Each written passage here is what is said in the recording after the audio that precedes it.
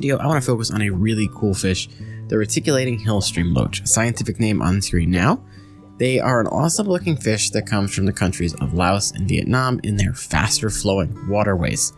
They have a very hydrodynamic body, with the majority of it being smooth and their underside is more depressed, and they have almost wing-like fins on their pelvic and pectoral areas, similar to that of a ray that you might see.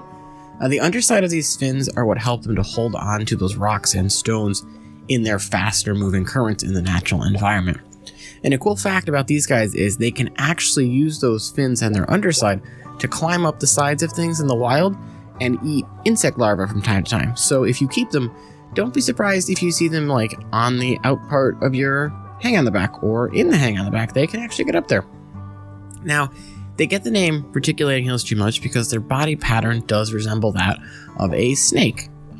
The little fish will give you a great talking piece in your aquarium as well as help keep it clean. They're only going to get about 2 to 3 inches when fully grown. The one thing to note about these guys is they are extremely into eating algae, and sometimes unless your tank is well established and has that algae in it that they will like, they may not take to waivers and they can actually starve to death. Also, due to the fact that these fish lack scales, they are much more susceptible to spikes in your water parameters.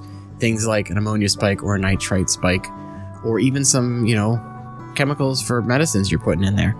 So you have to make sure your tank is very well established and beyond that point of, the spikes happening. So they're not technically a beginner fish. They're probably a more high-end beginner to moderate keeping of fish. The Hillstream Loach is going to want to keep in a temperature of 68, maxing out at about 78, though some will say lower at about 75 or 76. So take the 78 with a grain of salt.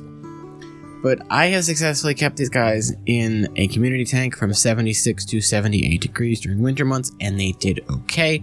I've heard of other people that keep them in the slightly warmer range as well. Just note that any higher temperatures than that for long periods of time will significantly shorten the lifespan of this fish. So they're a warm to cool water fish. They don't like the higher 70s to low 80s at all. pH wise, these fish are going to want to be kept in a range of 6.5 to 7.5 with a water hardness of 18 to 180 parts per million. And the nitrates, you're not going to want to go above 20 parts per million with these guys for an extended period of time because again, they are more susceptible to things of that nature. Now, going back on the subject of food, in nature, they will be eating algae, biofilms, sometimes insects, larvae, but they will not want a very high protein diet because it can negatively impact their health. So feed them things like daphnia, bloodworms, brine shrimp, tube fix worms, all of which Aquarium makes in both freeze-dried and frozen form. So I would say get some of those and you'll be golden. You'll also want to make sure your aquarium is seasoned and probably not less than a year old. That way you don't have to worry about those initial spikes going up and down in your water. And you're going to want also a healthy amount of algae to grow.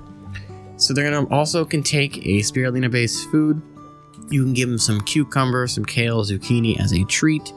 But given the way their mouth is formed, like the anatomy of it, it's actually harder for them to eat a pellet or a tablet food.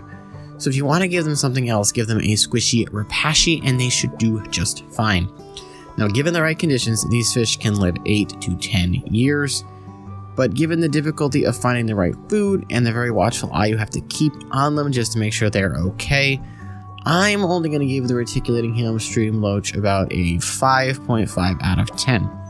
Though I do think that if you want something extremely cool in your tank and don't mind a picky eater, then everyone should definitely try these guys out. You just gotta keep a more watchful eye on them, make sure they're not getting too skinny, and that you have plenty of food that they can actually eat.